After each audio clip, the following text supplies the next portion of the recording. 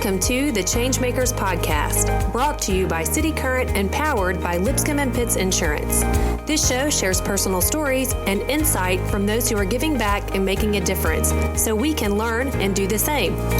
We cover life lessons, business advice, passion, and purpose. Now here's our host, Jeremy Park.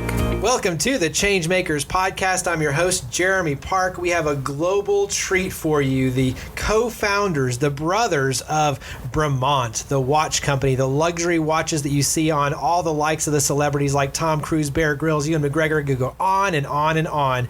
And the best part is they are using their watches to make a difference. So not only are they entrepreneurs, they're philanthropists, they're change makers. We have Nick and Giles English, co-founders of Bremont. How are you guys doing? Welcome, Jeremy. Thanks for having us on the show. Yeah, I really appreciate it. Absolutely. So let's start, instead of starting with Bremont's story, you guys right now are on a trek across the USA. So you flew these vintage cars in that you're driving. And I will say right now it's hot and they don't have air conditioning. So you guys are literally burning. You're burning the rubber. Literally, yeah. Sadly not rubber, more skin. But you started in New York. You're working your way all the way through to Texas.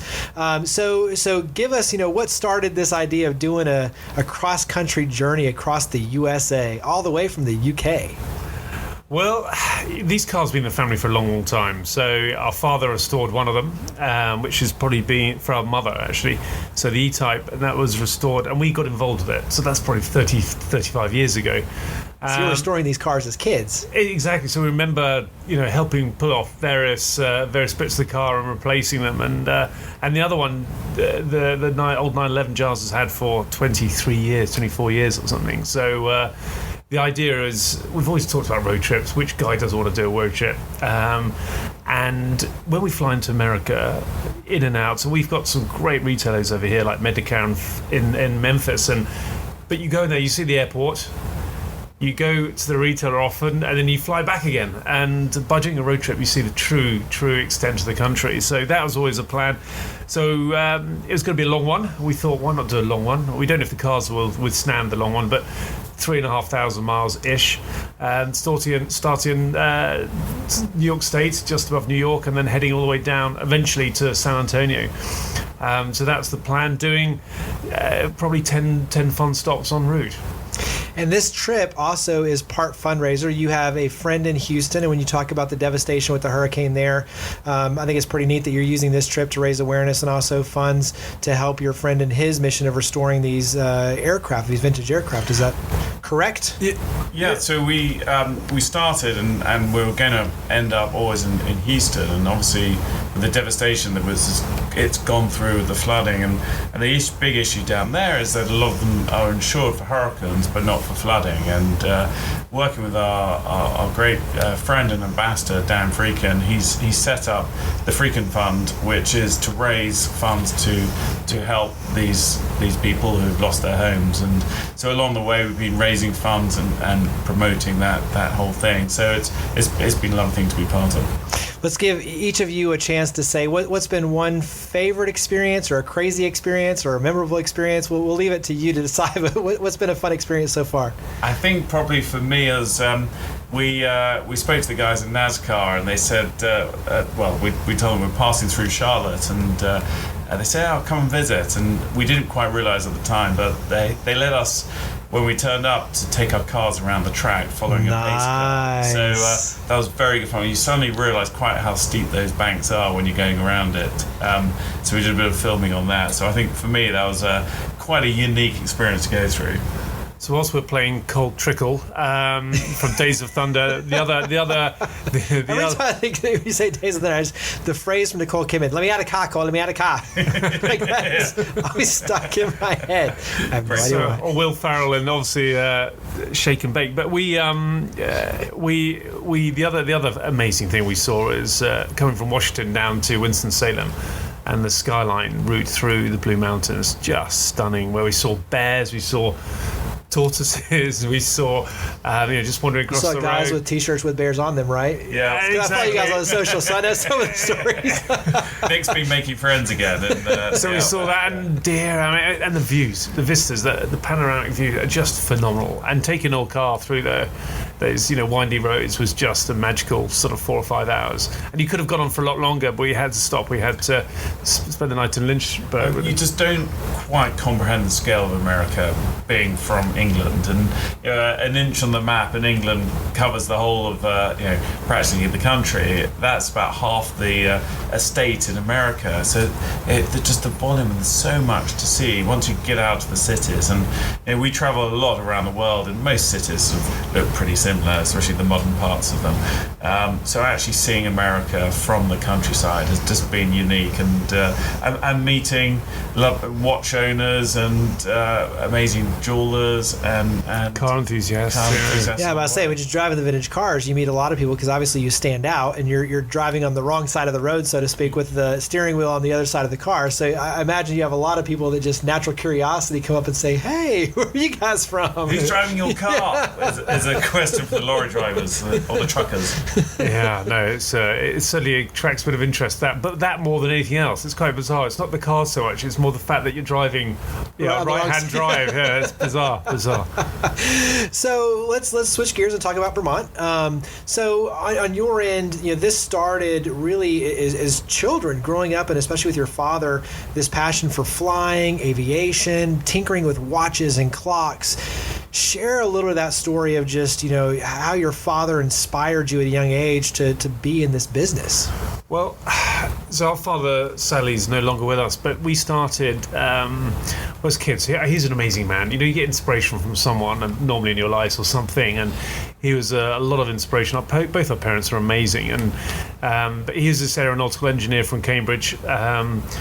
Amazing pilot, amazing, very bright chappy, but just incredible with his hands as well. And he used to spend the whole time in the workshop when he wasn't flying, and that workshop would be full of sawdust and iron filings and clocks and old planes we'd restore with him, old cars, old motorbikes, boats we sailed around the world. He was in a bluegrass band, so he was making banjos and restoring Gibson master tone. Was there anything he couldn't make? Not really. No, violins. I mean, he was phenomenal. But as I said, one of his passions were clocks and watches. So Mum would buy these old sort of carriage clocks and grandmother clocks and give them to us and see if we could make them work with him.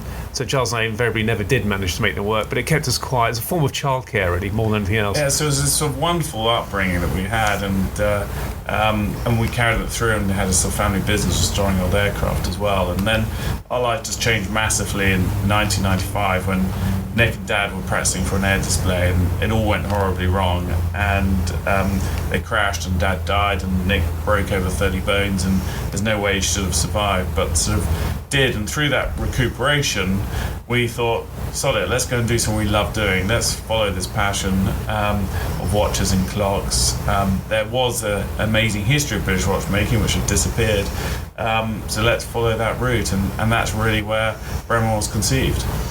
And I know there's a really interesting story too on just the name Bremont is, Nick, you kind of teases that you thought, a year and a half and we'll be up and running, and 5 years later it took a long time, but then it's like, what do we name these watches? And so talk a little bit just first of all, founding the company, because I think it's one thing to have that passion, to have the kind of legacy, with your father, but then to say, okay, let's treat this as a business, and then not just a year and a half, but literally 5 years, and having to learn all of those nuances. Talk about kind of the challenges, if you will, of starting the business. But it's not easy. Giles touched on it very briefly. There is this amazing history of British watchmaking, and so from day one, a big passion of ours, and the end goal was always to bring back as much as we could over to the UK, which we've done now. But at the time, it took Giles and I going off to Vienne in Switzerland, setting up a little workshop and literally learning the ropes from scratch. And we always, what Giles and I are passionate about is the engineering aspect. So it's not about producing a luxury watch for luxury's sake, which is about fashion and looks, the 2016 or 17. It's about producing a watch which beautifully engineered. Any good watchmaker, very good watchmaker, could take apart and say, that is so beautiful. That is beautifully made. So it's all about making mechanical chronometer watches and making them beautifully. So we had to learn from scratch, and it took us, as you mentioned there, 5 years. We told our wives it'd take a year and a half till we had the first prototype. Just even getting the right parts. I mean, and you learn the ropes. It's a huge industry, and we had some amazing help, and we still do from some of the Swiss. But that's gradually reducing as we bring more and more in house in the UK. What share the story of you and how the name Bremont actually came to be. I think it's kind of funny where you're like, well, English doesn't really work when we're in the UK as a watch company name. Like, we need something different and special. And then there's a special story that you two are personally tied to with Bremont as the name. Well, yes, it is quite an interesting one. We didn't want to go and buy an old brand, and there were 750 Swiss watch companies, and a lot of those were old watch companies that died away, and someone came and resurrected the brand. And we could have gone and brought a Harrison or a Mudge, some of the great British watchmakers. But by doing that, we'd never have been able to be ourselves. We wouldn't be able to work with a Jaguar or a Boeing or a Norton motorbikes, because that wasn't historically how that would have done. And our surname is English, and trademarking the name English is not the easiest to do, and would have caused a bit of confusion on a watch. So there's an incident that happened about a couple of years, 2 or 3 years after Dad died. Nick and I were on a flying trip through France, and we got caught in some terrible weather, and it was days before GPSs and everything else, and we had very short fuel range in this aircraft. And we had to put it down in a French farmer's pea field.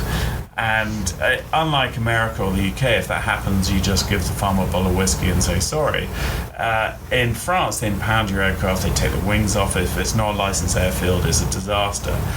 But this lovely old man came and helped us out, and he said, no, put the plane in he had a hay barn, and wait till the weather's better.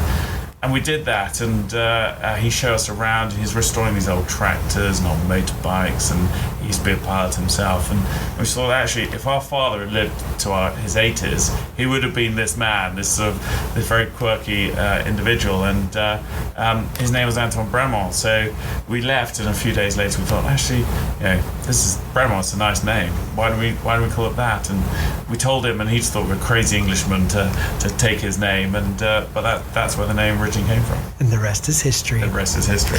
So, as I mentioned at the onset, you've had some pretty big celebrities that have worn your watch and are wearing your watches, rocking your watches. Bear Grylls being one of them, and he took it out and he does all these survival shows and going out in the wilderness and flying up against rocks, and so your watch is banging against rocks and withstanding that. And pilots love the watches because of not only the attention to detail, but they're extremely functional at high levels of altitude or even low, because you have the sea divers watches too. Talk about from that perspective of kind of being very intentional about creating watches that do stand the test of time. I mean, I think these are watches that you can buy and they can be legacy pieces as you hand them down to your children. But talk about kind of that aspect of it, of manufacturing these watches but creating ones that will be functional but yet also obviously beautiful. Sort of follows on from what I was saying before in terms of producing something based on engineering rather than fashion. So day one, Giles and I wanted to produce a watch which wasn't about bling and is about producing a really, as you said, functional but strong, robust watch. And so instinctively, very early on in Bremont's early days, we had some wonderful people literally going out, and they still do to this day, testing these watches for us before we launched them. So Charlie Borman, Euan McGregor on the motorcycle trips. You mentioned Bear Grylls, he was wearing them as well, hammering them and really hammering them. And after a few years of this, you're sort of pretty sure that they could withstand most things. And it sort of went from there. So one of the big pillars of the brand is this sort of adventure. So we have a lot of incredible explorers out there. Ben Saunders, you've got the likes of Kenton Cool, who's climbed Everest 12 times. These guys use them. I mean, Ben Saunders, I mentioned that he's crossing the Antarctic, doing Shackleton's route, but they use it as a form of navigation. We change the oils, they use the GMT. You can't bring out a GPS every 2 minutes because it's too cold and the battery dies. So they use this mechanical watch for a very, important purpose. And that's always been a big bit of what Bremont's about. And, we've had some amazing partnerships with the likes of Martin Baker, who makes 75% of the world's fighter ejection seats. They're like the James Bond laboratory, really, in the UK. They've saved 7,500 lives to date. And they approached us and said, look, we want to produce a watch which any pilot that's ejected from an aircraft can buy, and we'll subsidise. You may have seen Jimmy Fallon presented one to his father on Tonight Show, and if you see anyone with this red barrel watch, but the watch had to go through the same testing as the seats. And you're talking about altitude earlier on. These things have been tested to 80, 100,000 feet at minus 50. They've been, salt fog, because you can imagine an aircraft sits on an aircraft carrier. It might be in the Nevada desert. It might be in Alaska. You've got all these different climatic, and the watch had to go through that. So by the end, we had the only watch that's been through this live testing procedure. And that led to a lot of work with the likes of the military, which we're exceedingly proud of. And the military is one of those where both of you are a part of, is it the Royal Air Force? Is that, or am I butchering the exact? Well, yes, we train with the Royal Air Force. So there you go, yeah. So military runs through and through on your end as well, but you also use your watches to give back, to help. There's so many causes that you guys support through the watches that support military efforts. And share a little about just kind of the philanthropic side in terms of using your watches to give back. Yeah, I think that's, I think in any business, if you take, it doesn't work, and I think you have to give back. And anything from employees and the training schemes that we put in place for young people to come learn the art of watchmaking in the UK, to, as you mentioned, with the military forces, we support a number of charities, but mainly at the moment we're working with Invictus Games, and Invictus Games is all about our ex-military people who have lost limbs, who have suffered trauma through active service. It's like the Paralympics for military squadrons, and there's the big Invictus Games coming up in Canada, where I think 16 countries are participating in, and we're helping raise funds for supporting the British team from that. And Prince Harry has been instrumental in putting that together, and it's lovely. 25% probably of our business is working with military, and I think Nick and I, when we go around, you can meet famous people, whether it's celebrities or ambassadors, but meeting these guys are some of the most inspirational people. And we put a little video up on our social media a few days ago of these Invictus guys training, no arms and legs, training for rowing races, and obviously they've got some arms to do that, but it's an amazing thing to watch and totally inspirational. So that side of our business is a very big part of what we do. Share some of the storylines on the different watches, because in some cases you're using some of the vintage parts that then go into the watches. There's time capsule pieces that go into the watches. I mean, some of these watches, special edition ones, especially, have amazing storylines that they're not just beautiful watches, but they've got a story to tell, especially a past story that's now a part of the present story. Yeah, it started back in 2000, and I think it was 8 it was, and with Giles and I decided it'd be lovely to do a limited edition watch. We started talking to a very good friend of ours who has got an incredible collection of aircraft. He had this very special aircraft which had shot down a number of aircraft in the war, and he had amazing history, and it's still flying today. And he said, look, we can have this piece of metal, and we ended up integrating into this rather special watch. We only made 120 of them, and that was the start. And from then on, we came out, we started working with the likes of the Royal Navy and restoring the HMS Victory, which is still the flagship of the British Navy, the Royal Navy. We also worked with Bletchley Park, with the home of the code-breakers during the Second World War, and helped Alan Trin's hut be restored. And then there's a lovely project 2 or 3 years ago where Giles and I were saying, look, if you had to design and come up with the definitive aviation watch, limited edition, and we only do very few numbers of these a year, it's about 300 pieces a year, so we do one of these a year. And we started talking to the Wright family, and Amanda Wright, and she had this fabric, and it's an amazing story. This, obviously, we passed through North Carolina on the way to Memphis, and the history there of Orville and Wilbur Wright's 1903 Wright flyer flying that incredible day on December, I think it was 17th, 1903. First flight 10 seconds, the last one flight of the day, fourth flight was just under a minute, and they'd learned how to fly, heavier than air aircraft. And this aircraft ended up hanging in the Science Museum in London for 38 years, but before they sent it there, part of the material was taken off, and because the lower left wing was damaged on Kitty Hawk Beach, so they took this material off, and it stayed in a little tin box in Orville's office until he died in 1948.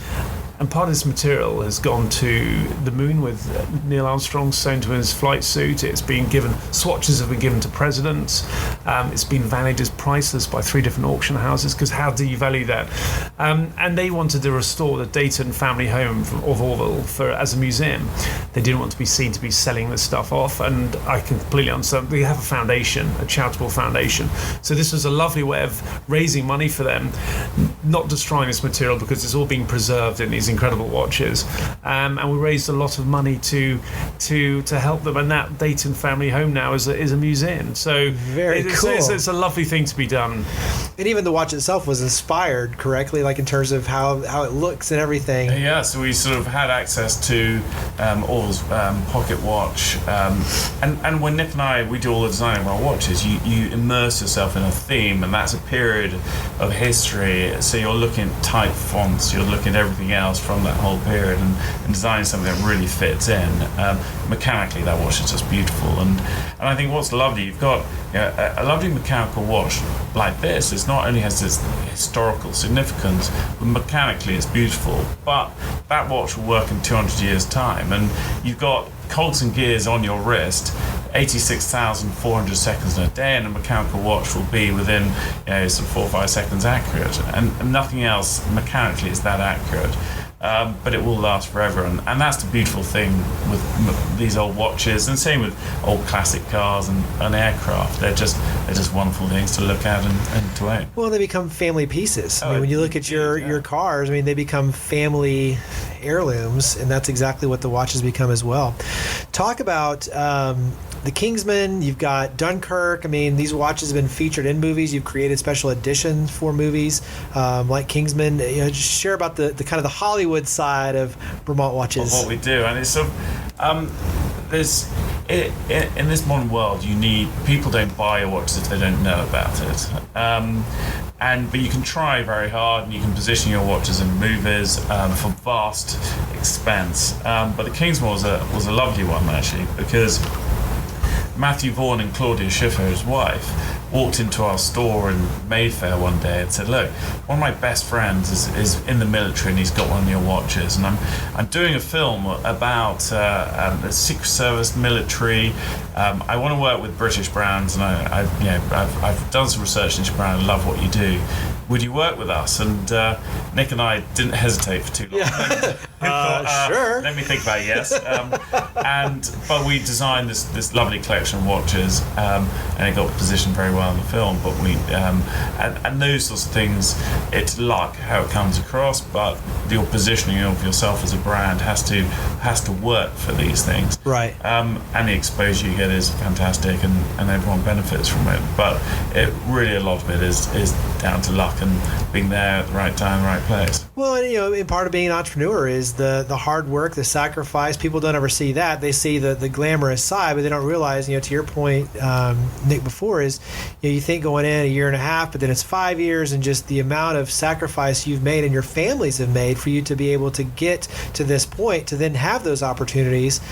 It's not one of those where it's an overnight success by any stretch. No one ever sees all the hard work that leads up to that moment that's in the sun. And we're still young, but you look at most watch brands are trading off a very long history. Some of them very true history, some of them less true.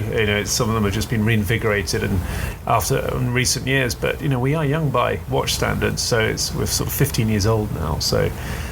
Still now 15 years. That's a good time run. And how many in a typical year? From the bags under our eyes. I don't know if it's the driving or work. No, but it's. Back to your point. It's incredibly hard work, and I just don't think anyone can get to success without putting those yards in. And whatever you do, we really have to focus every day on what we're doing, where the direction's going, and I think if you take your eye off it, it all slowly slips away from you. Well, I know that you two have gotten some great advice, but one of them was 3 and 3 or 3 times 3 times rule. Yeah, 3 times rule. It always Explain that. Is our RFD joined us and she worked with us, our CFO, for a while, and came up with this statement for working with us that it's always 3 times harder, 3 times more expensive, and takes 3 times longer than you ever envisaged in the first place. And I think it's quite a good rule when starting a business and being an entrepreneur. Very true. While we're on that thread, talk about being an international business. I think it's one of those too where you guys have learned obviously a tremendous amount being a global brand and having to kind of have a different narrative and the different, I mean, you look at US as a good example where I know you guys talk all the time is that you can't just treat it as the US. You've got to divide it into different areas because tastes are different, stories are different, the way you appeal to people are different. Talk about it from a global brand perspective is what are the opportunities, but also some of the challenges you guys have faced. Well, I think day one, Giles and I very much wanted Bremont to be a global brand. It wasn't about, if you know about watches in the UK, you know about Bremont.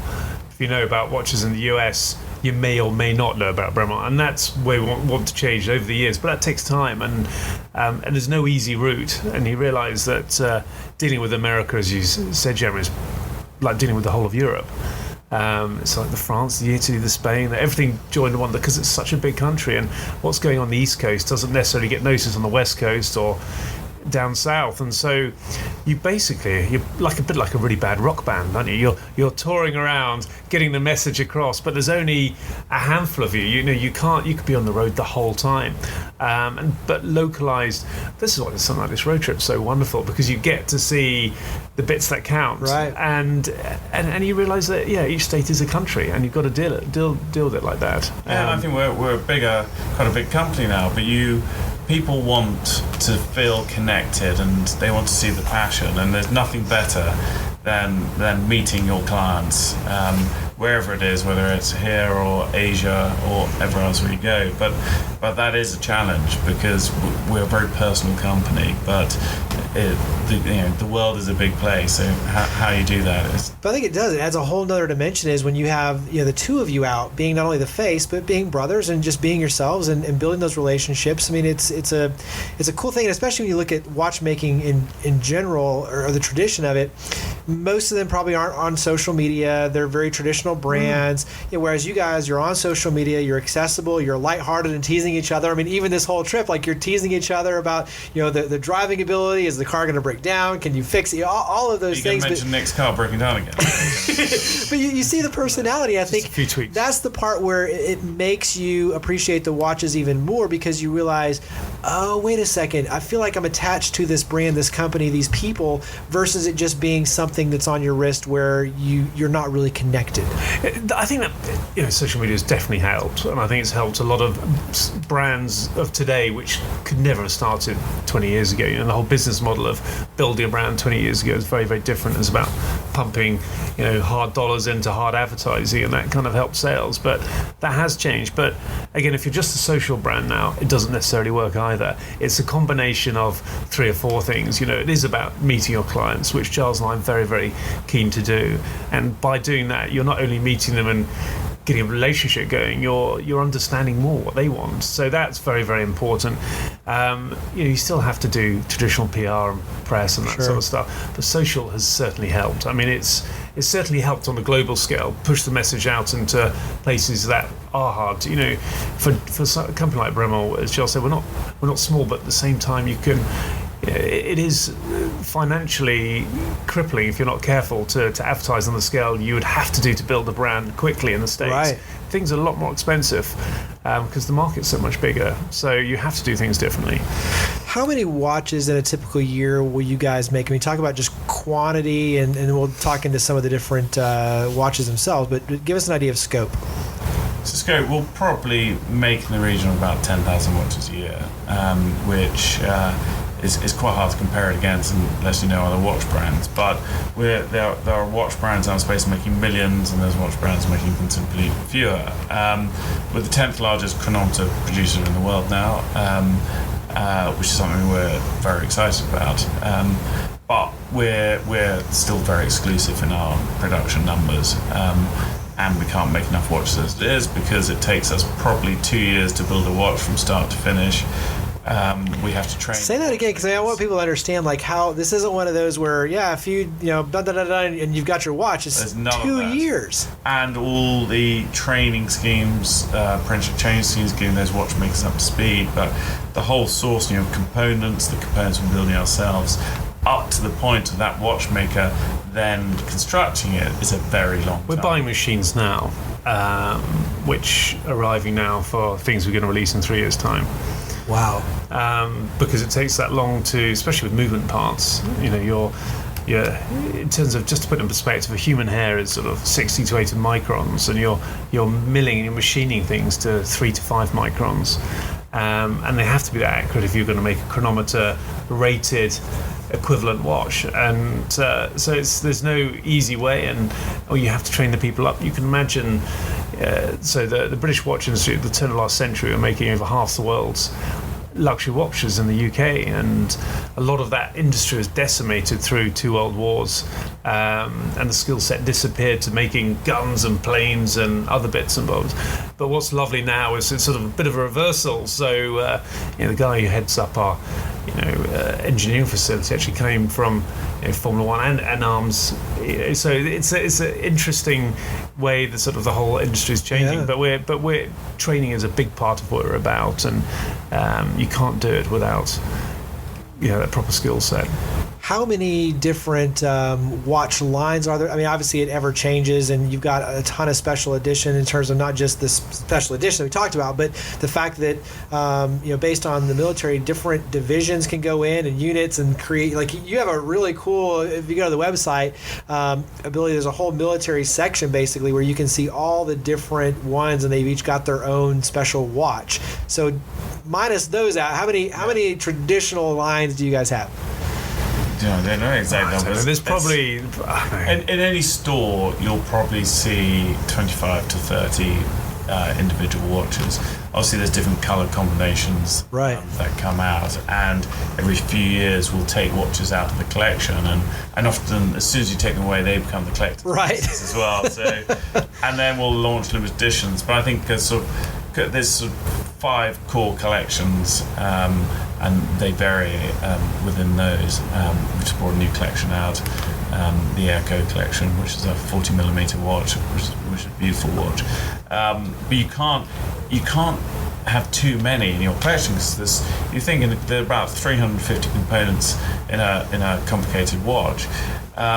Anything from 150 to 350, and you've got to store those components, and you've got to manufacture, and you've got to sit on the stock. So very quickly you're sitting on millions and millions of pounds worth of stock that you have to service that watch forever. You buy a watch from us, we will look after you, and you'll better get that serviced in 40 years' time. That's a great point too. Is the fact of you can't just think now. It's for many years ahead. You've got to still have those parts. Wow, all the logistics that go into this. Oh, it's a very complicated business. And as you grow, it gets more complicated. Obviously, because you've got more lines, you've got more SKUs out there. You dealing with many more retailers. It's far more territories. It is more complex. So give us a little of a teaser on, maybe, I know it's impossible, it's like trying to choose your favorite child, which you can't do, but what are your favorite watches? So tease us a little bit. I know it's hard, I know, through a microphone, but we'll post pictures and things like that, obviously, but give us one of your favorite watches. One of my favorite, probably, I think, because it's really to Bremont in a certain direction, is the Martin Baker range, and it's very distinctive to what we are as a brand, and that's the one we designed with this ejection seat company in mind. But it's got a very distinctive barrel. It has an incredible story. So the case is very distinctive. You have a coloured, this is the red barrel if you've ejected. Right. And it's very Bremont. We have this 3-piece case, which is very distinctive as a watch brand. And for me, it's been really taken up by the military. So it is very much part of the Bremont DNA. So that's one of my favourites. How about you, Giles? I think it's too difficult to say. I mean, like you said, they're all your I like them babies, all. and, yeah, which is your favourite daughter is another question. I think they all become your babies, and you know, as I said, Nick and I do all the design. You work so close with that watch, and you finally produce it, and you get it on your wrist, and you're totally in love with it. And then you go on to design your next one, which is also your favourite. But I think that we got one watch, the WWII Classic, which is a cream-dialed classic watch, which was one of our first watches we designed and launched in 2007, and it's still one of our best-selling watches. And I look at it now; it hasn't aged at all, and that's a beautiful thing about good watch design is that watch will look great on you now and look great on you in 30 years' time, and that's really the essence of, I think, good watchmaking. And you've got a great selection of straps too, and I think that's the other thing. Like, I mean, I've got mine, and I change out the straps, and it becomes almost like a complete different watch. It's brilliant. Yeah, especially depending on if you're trying to go more dressy or casual, or throw in even a red watch band and get more just visibility with it. It's fun to just change it up. I met a chap the other day who said, I love changing the straps on my watches, change the look, but I'm not that obsessed with it. And I said, so how often do you change these straps? He said, no, I'm not that obsessed with it. I only change it probably a couple of times a day. and he goes around with a spare straps. Yeah. See, it's all It's called watch wardrobing. Yeah. So talk about family on your end, because obviously this is a family business. I mean, you guys being the co-founders and being brothers, and you talk about it from the perspective of each of you and your families, what it means for them to see husbands, their fathers, working together as a family business, and what that means to your families. I think they've also lived and breathed it as long as we have. From the day we said we're going to set up the company, Bremont, and till now. And I mean, my wife's very heavily involved. She's involved in running the military side of the business, and so she lives and breathes it massively. But you need the support, and it's impossible to do something. I think any person setting up a business, it's a team effort from their family. It's not that one individual, because the whole family ends up, as you said, getting involved heavily, one way or the other, either putting up with your absences or getting involved in different ways. And I don't think you could do it if you didn't have that. I think it's certainly really difficult, and you'll probably be on your third wife by now, I think. And I think Nick's wife's very keen to see him go away and travel abroad and spend time away. Well, your wife is a teacher, right? She is, and I think with business, you always say, "Look, darling, next year it'll be a lot easier. I'll be around a lot more," and you never are. Right. That's what we all tell our wives. We're running out of that excuse now. I don't know quite what we're going to keep it. And well, that's when you just pull them into the business, and and then you guys do. It's like, hey, let's all go for a ride, and we go in the aircraft together, and so you make it part of the adventure. And any money you make goes back into the business, so it's not as though you're sort of dining out on the whole thing. But it's lovely to have a part of it. So talk about from a philanthropic standpoint, in having your family, especially your kids, see that you're able to use your company not only to put food on the table, but to make a greater difference. Talk about that in terms of just being a kind of a role model for them growing up. Listen, I think as you grow, the business grows. When you start a business, you just want to be able to launch it, don't you? Your whole remit for the business changes over time. What your whole philosophy, it's so hard to get the whole thing off the ground to begin with. You're so focused on that, but as time progresses, you do have a bit more brain space, a bit more mind space, and if you can start doing some projects like these limited editions you talked about, like the Invictus games, and a few other bits and bobs, it means a lot. It's what, if Giles and I, for example, could look back in 20 years' time and say, what was Bremont about? And it was about training up a whole new sort of generation of watchmakers in the UK, playing a small part in the reinvigoration of watchmaking in Great Britain. We'll be very, very happy people, I think. And it becomes, things change, don't they? Wouldn't you agree, in terms of what you're actually trying to get out of the business? Oh, exactly. And I think our ambition is not to sort of make millions and millions out of this. Obviously, you want to be very successful, but it really is the enjoyment out of creating jobs, which I think is huge responsibility for anyone running a business. You're employing that person, you're feeding their family, you're paying their medical bills, all of that, and that really is a responsibility. And I think doing that, it just changed our view of how life should be. And I think going through that and realising you've done a little bit of good, there's always far more we'd love to do. Stacks more. We're only sort of touching the sides of it at the moment, but that adds a bit of enjoyment to the whole thing.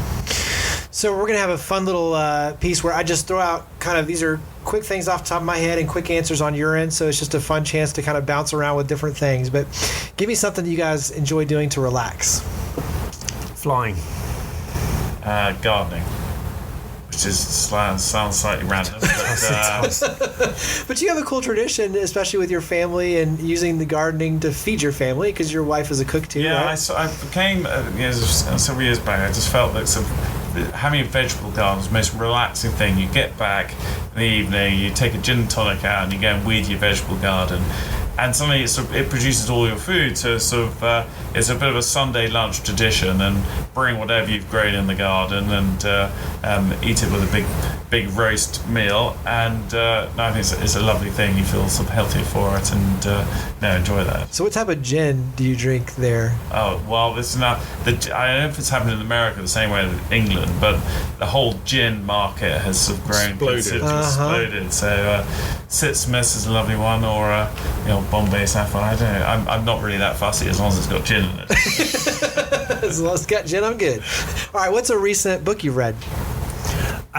Recent book. I read a wonderful one by a chap called Ben McIntyre, all about the deception of D-Day in terms of the cryptic message going across and the double agents that were used to convince the invasion would be in the Calais area and Bordeaux area rather than Normandy, and it's just fascinating. And he's done some amazing books, this chap, over the years. But that was a brilliant one.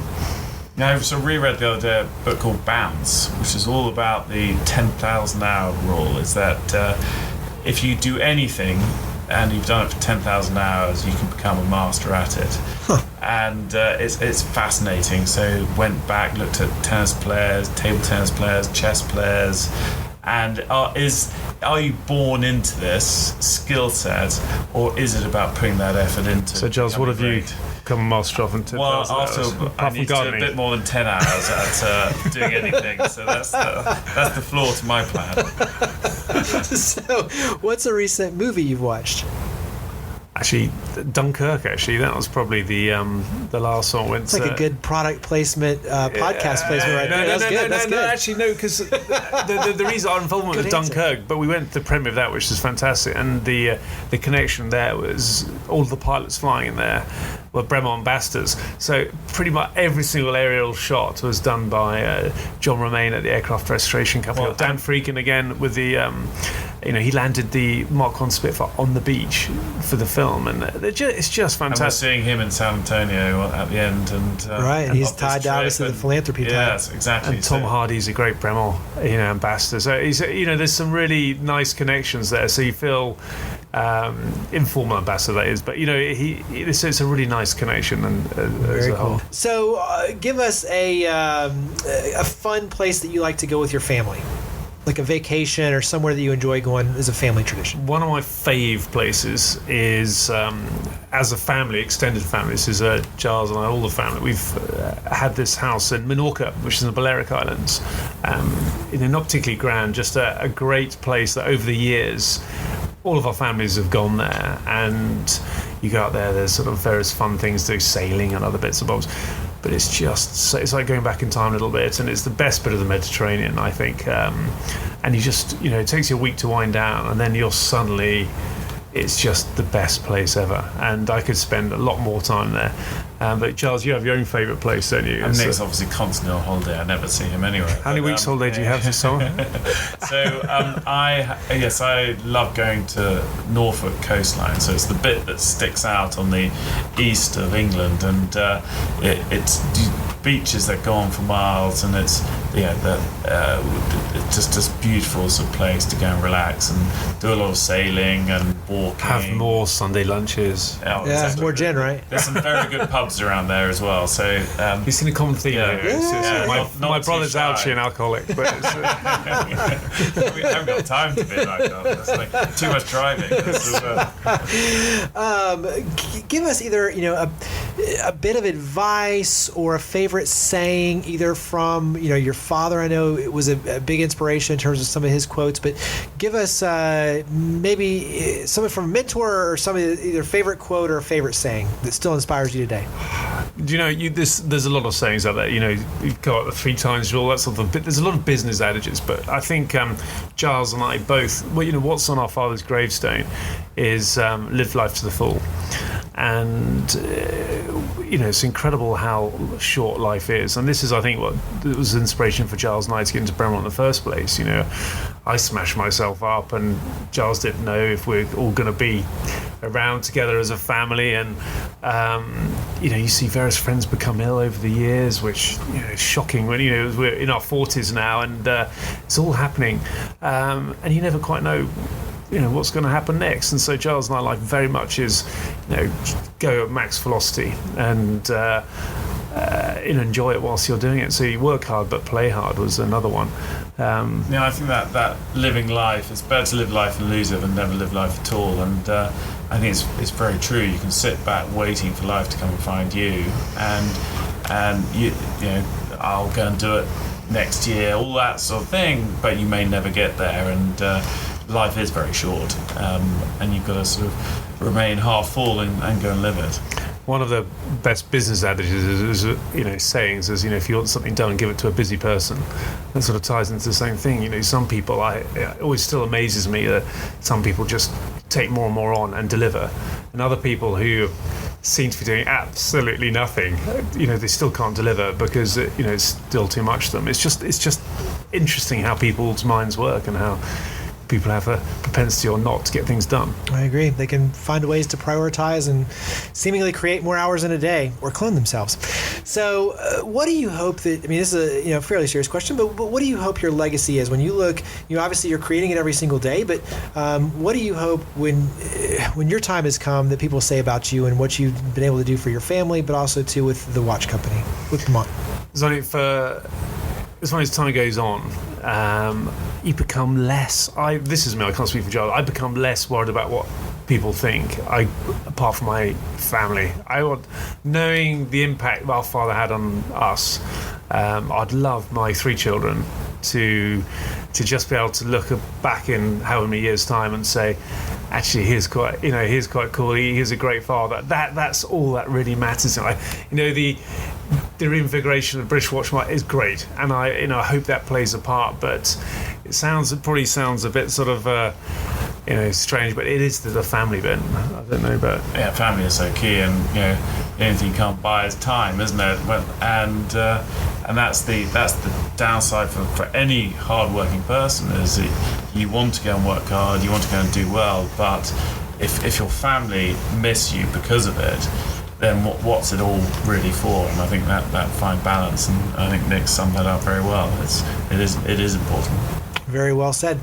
Last question is the easiest of all, is just tell listeners where they can find your watches, where can they learn more, where can we follow you on social media, online, everything we're talking about, where can they see it all? Well, this trip, where are we now? We're in one of the coolest cities we've been to so far, which is Memphis, and by far and away the best retailer over here is Mednical, and they're an awesome bunch there, and they're selling jewellery to Elvis and watches to Elvis back in the day, and we're seeing Grayson later, and we're so honoured to be in with them. And in terms of us, like any company now, our website's pretty up to date, and that has most things on there. But we're very lucky to be, supported by some amazing retailers around the world. Join our social media. Follow either. Giles needs a follower, so please do Giles try English, and because then you can live our brand. You see what we're about, and I think we realise that people follow us for maybe 5 years before they buy a watch, and because when that timing is right and when you've got the money, and we love that journey and people to follow it with us. Well, I absolutely agree. You guys are fun to follow on social media. Like I said, you rib each other, you tell stories, you share great pictures. It is definitely one of those where, unlike many other watch companies, you actually get to see what a day in the life is like, and you get to see the story play out. And you Whether feel like that's you're a part good of it. thing, looking at my brother's life, I don't know. But, but I would say it's a good thing. I have to filter Nick's occasionally. Well, I love everything you guys are doing. Greatly appreciate your time here in Memphis and you coming on the ChangeMakers podcast, and definitely appreciate the fact that not only are you creating, mechanically beautiful watches and aesthetically beautiful watches, but you're using them to give back for a higher purpose. So thanks for all you do. And for Jeremy, coming on the thank show. you so very much for your time as well. Really appreciate it. Thank you. Thank you for listening to the ChangeMakers podcast, produced by City Current and powered by Lipscomb & Pitts Insurance. To learn more about our guests and to share your stories of others leading by example, visit us online at citycurrent.com. Connect with us online using